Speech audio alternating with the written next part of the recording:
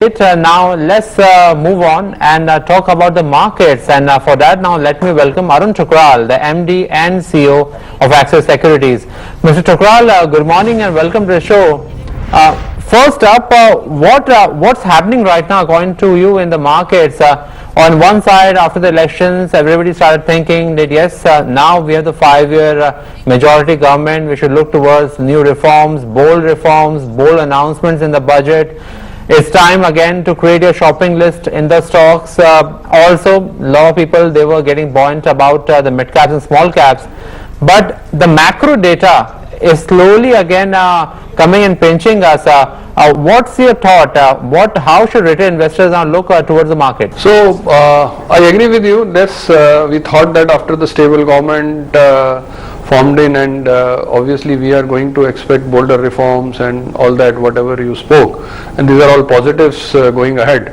But I think as of now, the worries about yesterday's major worries was about monsoon, when both IMD and SkyMed talked about the 40% deficient monsoon in June. And June is around 14 to 15% of overall. So if the June is not good, and the chances are the overall monsoons are not going to be great unless it betters in the later part of July. So that is one worry. And obviously this US-China trade war continues, and if it escalates further, that's not a good sign for the global growth. And if the global growth suffers, if US economy slows down and China is anyway slowing down, so all this is not great for us as a country. We cannot be isolated as a country. But if you look at India as a story, India as an economy, and then we are bullish from mid to long term, and because we are going to be 5 trillion very soon, and as far as India is concerned, we are going to benefit to some extent because we are a domestic driven economy. But yes, right now the jitters are because of this monsoon and the US-China trade war. But yes, there is a Fed meeting today, and if there is a rate cut coming and this kind of things coming, then the more money may come to India. So that is going to help. But as of now, yes, market are feeling certainly very, very cautious, and people are waiting for maybe now the next event is the budget. And if the budget is positive, I think we can start our upward journey soon. Right, that's one way again of looking at it. But also want to ask you regarding what we have been hearing, and oil demand, something which is seen as a barometer of how the global trade is shaping up, how again the global economies actually are shaping up. But we heard the commentary coming from IA, OECD, that they actually are seeing a contraction in the oil demand. I shouldn't say contraction, but rather deceleration in the oil demand, and the growth is slowing down. Is that something a concern you think for the global markets, and can that come back and also again give us a sort of slowing growth, a sort of valuation hindrance? How bigger that concern is? Yeah, obviously the oil demand coming down globally is not a great sign, as far as because the supply side constraints were there, and recently we saw that there is going to be now a meeting of OPEC where they will be talking about production cuts and all, and the US is anyway increasing supply like anything, and Russia is also worried about the market share. So, but that was all on the supply front. Now, because of the trade war escalating, because of the protectionism everywhere in each country, it's happening now. So, I think the overall oil demand contraction is not a great sign for the global economy, and that is again going to affect the global growth. So, to that extent, we are worried. But as far as the India is concerned and the oil prices are low, I think one of our major worries is taken care of that. But to answer your question, yes, oil demand contraction is a global worry. Right, and Mr. Thukral, let's also talk about now again from the investors' point of view, sectors, which sectors or sub-sectors or niche sectors you think are looking good at present, looking attractive either from valuation perspective or from the earnings perspective, you are seeing tailwinds for them? So starting with the sectors, we will first go with the private banks with retail as well as corporate focus. Retail focus, we were always talking, but now in the corporate banks also giving good results. NPA cycle is more or less bottom out.